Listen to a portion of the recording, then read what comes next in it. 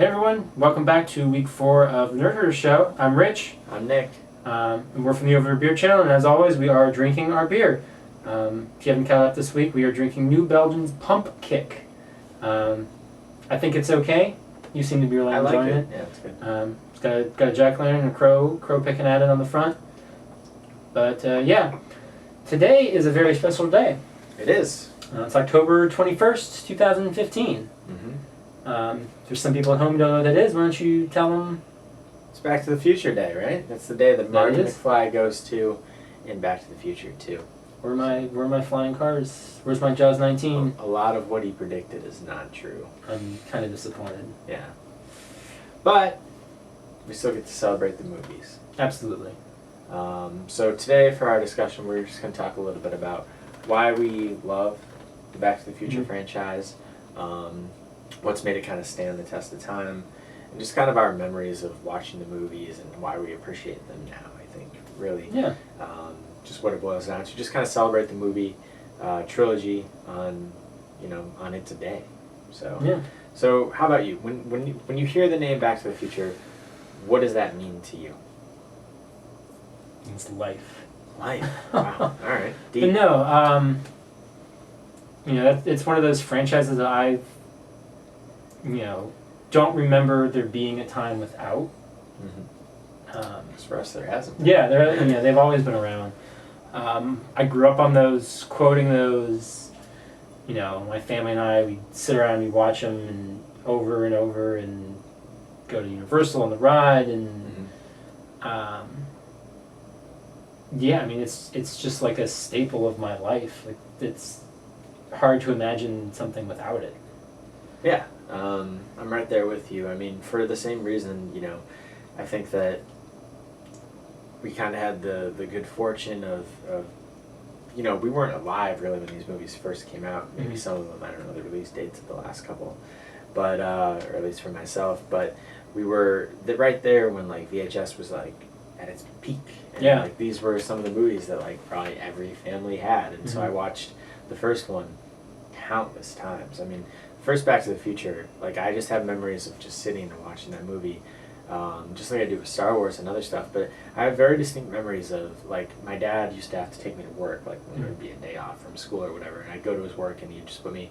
He worked in an office building. There'd be a room that had like a VCR and a TV, and that was always one of the movies that.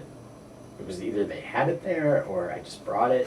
But I just have many memories of like sitting in this like boardroom and just watching Back to the Future over and over and over again. And it's great. I mean, when I hear about the movie, I just kind of smile when I hear Back to the Future.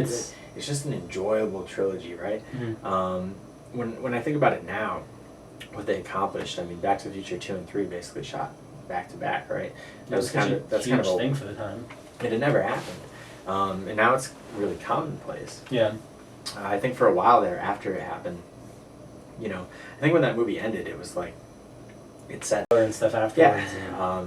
That had definitely never happened. Now we get it at the end of every Marvel movie, right? It's commonplace. But I remember, I think specifically like Peter Jackson. When he pitched the idea of shooting the 3 Lord of the Rings movies back to back to back, like this was used as an example of it being something that can happen. The first Back to the Future I think is a perfect movie. Yeah, I really do. I think it, from start to finish, there's nothing I would change about it. I think Back to the Future 2 and 3, while I love the hell out of them, they do have, to me, they're not as rewatchable. But anytime any of these 3 movies is on, I'm gonna watch it. Yeah, I remember growing up, like. 2 was always kind of the big one for me because it was like, oh, they're in the future and they got hoverboards and how flying cars and God, I want a hoverboard, all that kind of stuff. And so that was sort of always, I agree with you. I think 1's perfect, but of 2 and 3, I think I would have always put 2 as like 2 is, I didn't know really problems with 2 growing up because I was just like, this is the future. Now we're in 2015 and I don't have any of that shit. Yeah. 3 I love, but I've got some issues with 3. But right, for sure. I think, they're just so much fun. I mean, yeah, great. I was reading an article the other day. I think mainly because I love Back to the Future, the whole trilogy, but really the first movie in general. And also my love of Who Framed Roger Rabbit. I was reading something the other day, and they were ranking Robert Zemeckis' movies because The Walk just came out, right? And it kind of struck me that, like, that movie's that guy's peak, right? I mean, like, I was kind of going through his entire filmography, and it's like, God, like, he'll always get a pass because he directed Back to the Future, but, like, he has a lot of, like, lackluster movies. It's kind of surprising because you hear his name and you just think, like, wow, visionary. Yeah. Maybe not really the case, but Walk's getting a lot of great reviews. Yeah, so but even if you read like all the good reviews, they're like the last 10 minutes is so you have to go experience it. The rest of the movie, whatever. It's like that's not really like plugging anything. But anyway, back to the Future. I mean, it just made iconic characters, right? And it's so hard to do that in any type of movie that's not based on something, but like forever, like Marty McFly and Doc Brown, they're gonna stand the test of time. Yeah. For all time. I remember they had the old Lego sets. It wasn't Back to the Future. They were like the time traveler Lego sets or something that were. I'm like, no, this is Doc and Marty. Now we have like Back to the Future. But it was like, oh, they got like a train or they've got like a lab, and it was very clearly like a knockoff of Back to the Future. But I'm like, no, this is. I don't care what the box is. This is Doc and Marty. To me, I remember having the soundtrack on cassette and just listening to that thing over and Alan over. Silvestri theme. Man. You know, I think that I don't think that he makes as many iconic scores as somebody like a John Williams, but that score is as iconic as any in cinema history, and I would include the Star Wars. Oh, absolutely. I mean, you hear just like dun dun dun. I mean, you say Back to the Future, and that just it plays. I see the poster. You know, the fire going between their legs, and then I hear that song. Yeah. And I see the font of Back to the Future. So on this day, you know, like we said, Back to the Future 2. A lot of the stuff didn't quite didn't happen.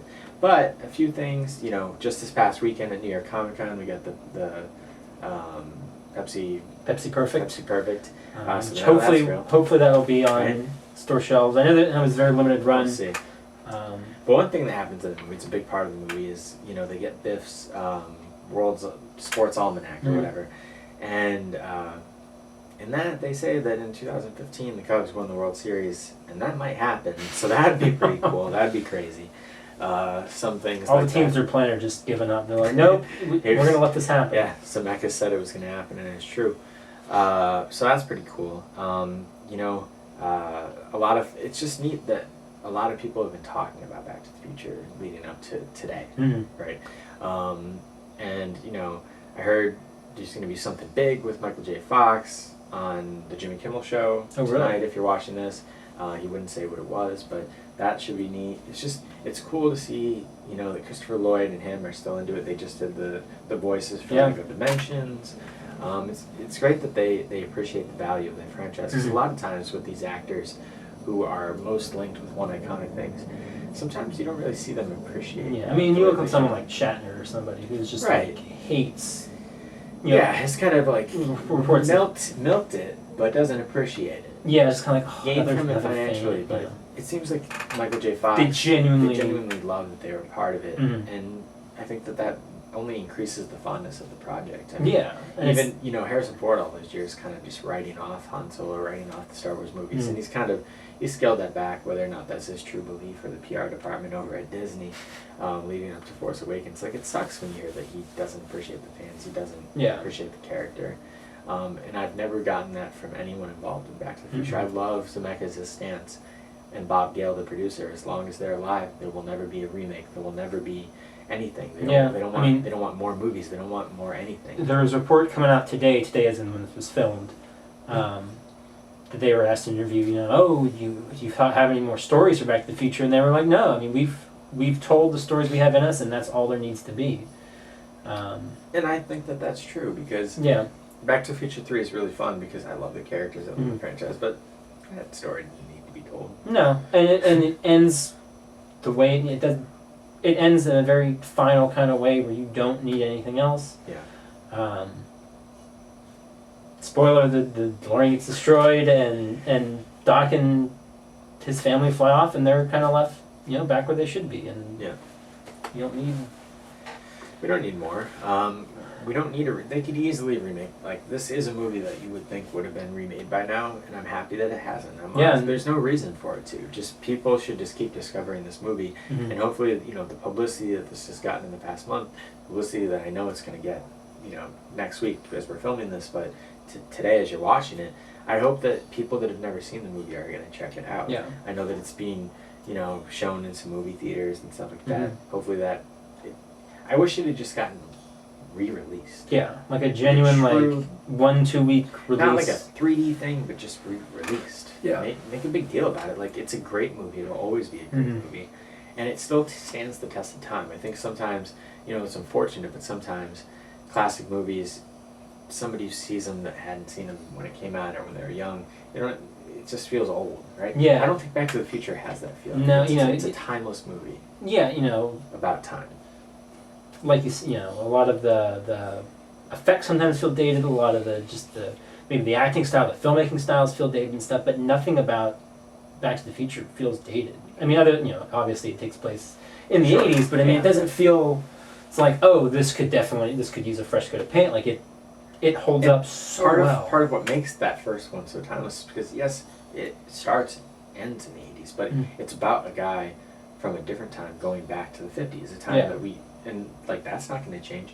Now now that we live in 2015, if somebody were watching it for the first time, that's not 2015. Outside the window is 2015. It's not like what's in that movie, and so that might kind of make it a little bit less believable. Yeah. That first movie though is such a tight story, and it's a great movie.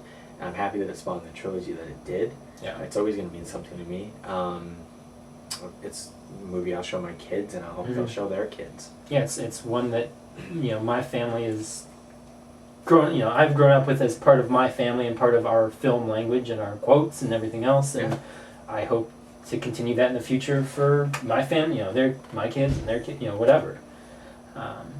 Because it's such a perfect film and in an amazing trilogy. It really is, definitely, absolutely.